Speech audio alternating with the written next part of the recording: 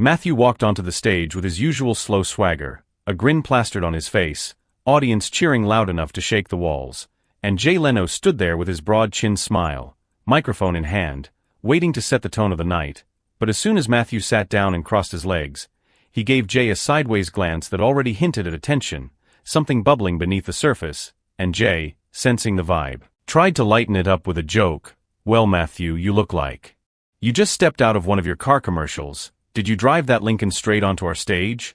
Which got a small laugh from the crowd, but Matthew only smirked, tilted his head, and said, "Yeah, Jay, I did, and I was thinking the whole way over here about how many times you've made fun of that ad, how many times you've done that little impression of me, sitting there with my fingers rubbing together, talking to myself in the dark. And you know what, I gotta say, it ain't funny anymore. Man," and the crowd made a collective sound as Jay leaned back, still smiling but visibly surprised at the pushback, replying, "Come on, Matthew, you know it's all in good fun. I mean, if you can't laugh at yourself, who can you laugh at?"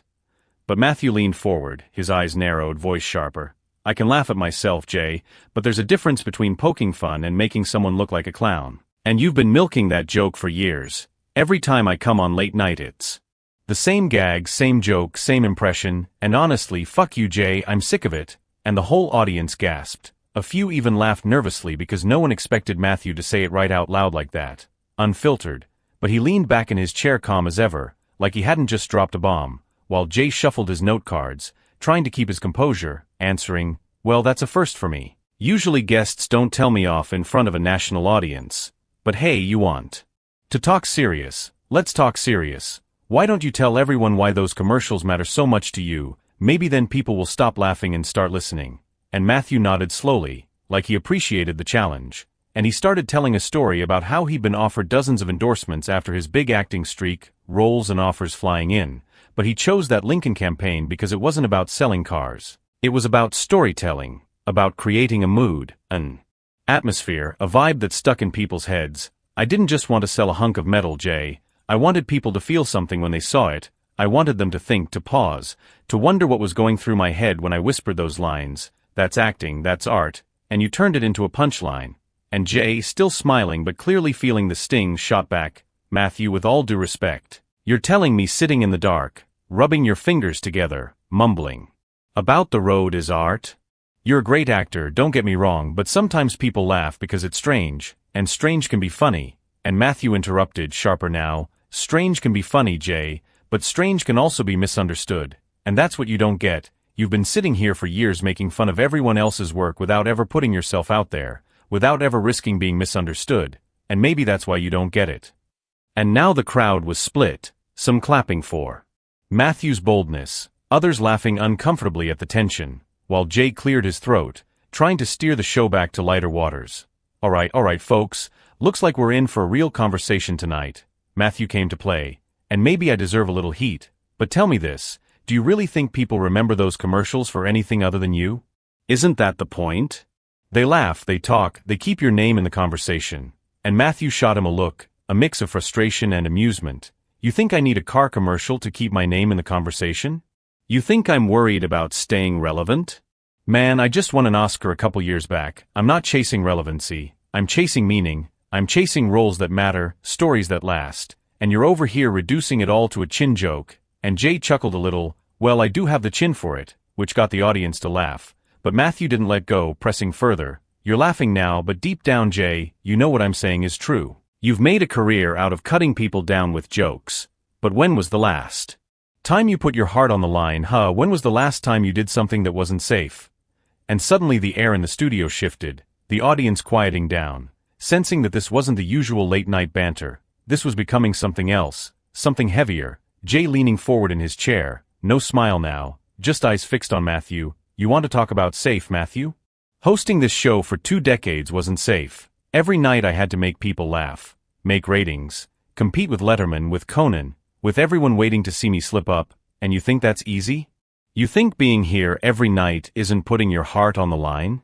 You've got your movies, you disappear for 2 years, you come back with a role, but I had to show up every night, no matter what." And Matthew stared at him, lips pressed tight, then finally gave a slow nod, as if acknowledging the truth in Jay's words, before saying, "Fair enough, Jay, but showing up isn't the same as showing who you really are, and that's the difference between us." And the audience applauded, sensing a duel of philosophies unfolding. Two men from different worlds colliding. Live, the tension still sharp but fascinating, and Jay, realizing this might be bigger than a segment, leaned back, took a breath, and said, "Well, I think we just set the tone for the night, don't you?" While Matthew smirked, "Yeah, Jay, we did, and it ain't gonna be boring." The crowd's applause tapered off into an uneasy silence as Jay shuffled his cue cards again, not really looking at them, more just buying time, while Matthew leaned back comfortably like a man who just lit a fuse and was waiting to see what would explode, and Jay finally broke the silence with a tight laugh. "Well, Matthew, you've turned my monologue into a therapy session. You sure you don't want to lie down on a couch instead of that chair?" Which drew a nervous laugh from the audience, but Matthew leaned forward, elbows on his knees, voice steady. "No, Jay, I'm good right here, because this isn't about me lying down, this is about standing up, calling it like it is, because too many times guys like you hide behind jokes, and too many times guys like me let it slide, but tonight I'm not sliding," and Jay tilted his head, still holding onto his smile but his eyes sharper now. "Alright then, let's not slide. Let's get right into it. You say I hide behind jokes, maybe that's true. But you hide too, Matthew, you hide behind your mystique, behind those half-whispered lines, behind that alright persona. You think that's real? You think that's not a mask?" And now it was Matthew's turn to blink slowly, clearly not expecting Jay to jab back that hard, but he chuckled under his breath. "A mask, huh? Maybe it is sometimes, Jay, but at least I own mine. At least I know when I'm putting it on and when I'm taking it off. But you, man, you wear that mask so long you don't even know where the jokes end and you begin." And the audience reacted with a mix of gasps and claps, sensing this was spiraling into something raw, and Jay raised his voice a notch. "Don't lecture me about masks. I've been making people laugh for 30 years. I've met presidents. I've been in living rooms every night. People know me, they trust me, and you show up once every couple of years with a movie and act like you're the philosopher of Hollywood." And Matthew laughed, this time louder, shaking his head. "See, that's your problem, Jay. You think people knowing you is the same as people understanding you, and those aren't the same thing, not even close. And yeah, maybe I only show up every few years, but when I do, I leave something behind, a story, a piece of me, something that outlasts the late night laugh track." And Jay cut him off. "And you think that's better than showing up for people every night? You think being mysterious makes you deeper? Maybe people just want to laugh, Matthew. Maybe they don't need your Lincoln speeches and your slow Texas wisdom. Maybe they just need to forget the day." And Matthew raised a finger, leaning in. "And maybe people want more, Jay. Maybe they're tired of forgetting the day and they're looking for someone to make them remember what matters. Maybe that's why they connect to what I do." And now the audience was clapping louder, divided but energized, sensing this wasn't just an interview anymore but a debate about meaning itself. And Jay, clearly not wanting to lose the crowd, tried to bring humor back. "Well, if this keeps up, folks, we're going to turn the Tonight Show into a philosophy lecture. Next thing you know, Matthew's going to light incense and ask us to meditate." But Matthew didn't let go, staring him down. "Maybe we should, Jay. Maybe this place could use a little truth instead of punchlines." And the crowd roared, half in laughter, half in applause, while Jay shook his head, muttering, "Unbelievable," before throwing his hands up. All right, since you want to get real, let's get real. You ever think maybe your whole meaning and truth thing is just another performance? Another role? You're an actor, Matthew. You make people believe whatever you want them to believe. Maybe this whole deeper-than-thou attitude is just another script." And Matthew's grin faded, his voice dropping lower, calmer, which made it even heavier. "You can call it a role, Jay, but it's not scripted. This is me raw, no cue cards, no rehearsed jokes, just me telling you and everybody watching that I'm tired of being reduced to a catchphrase. Tired of being the butt of your monologues. I came here tonight to set the record straight, and if it makes you uncomfortable, good." And now the audience was cheering louder, some standing, others unsure whether they were supposed to clap or stay quiet, while Jay exhaled sharply, realizing he couldn't just brush it aside anymore. So he said, "Well, Matthew, if you wanted to make headlines tonight, congratulations, you've done it. You told me off on live TV, said your piece, dropped your F-bomb. So what now? You going to walk off the stage and leave me to clean it up?" And Matthew shook his head slowly, smiling faintly. "No, Jay, I'm not walking off, I'm staying right here, because this conversation isn't over, not until we figure out if you've got anything real to say, not until you take off that mask you've been wearing for decades."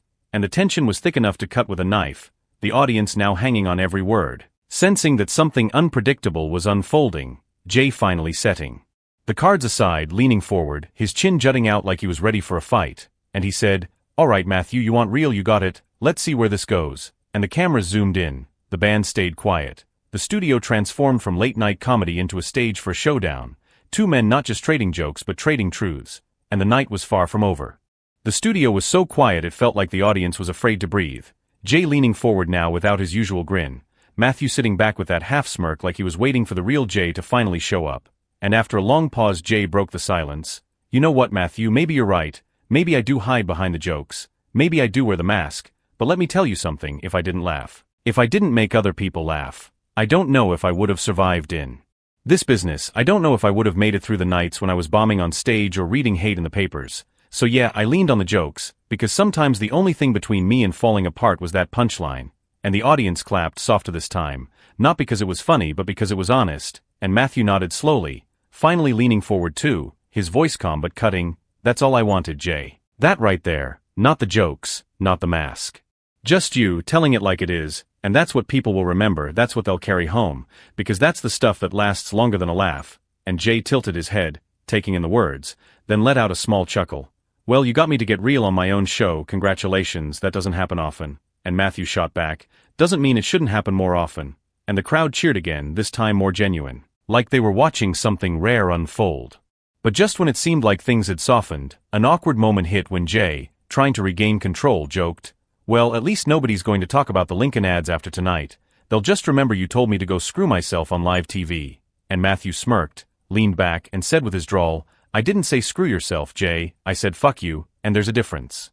And the audience exploded with laughter and applause, half shocked, half thrilled, the tension breaking into something electric, Jay shaking his head with mock disbelief. Unbelievable, this is going to be all over the headlines tomorrow. And Matthew leaned in, finishing it off with, good, maybe it should be. Maybe people need to see that even on a show built on jokes, there's room for truth, there's room for fire, there's room for a little fuck you every now and then. And the crowd roared louder than ever. Standing ovation energy filling the room, Jay finally cracking a real laugh, clapping his hands together. Well folks, I think we just made late night history tonight. Matthew McConaughey told me off, and you know what, maybe I needed it. And he extended his hand across the desk. Matthew stared at it for a second, then shook it firmly. Two men grinning at each other now, tension still in the air but transformed into respect, and Jay wrapped it up with, all right. Let's go to break before he tells me off again, which sent the audience into another wave of laughter, the band kicking in, and as the cameras panned out, the moment was sealed.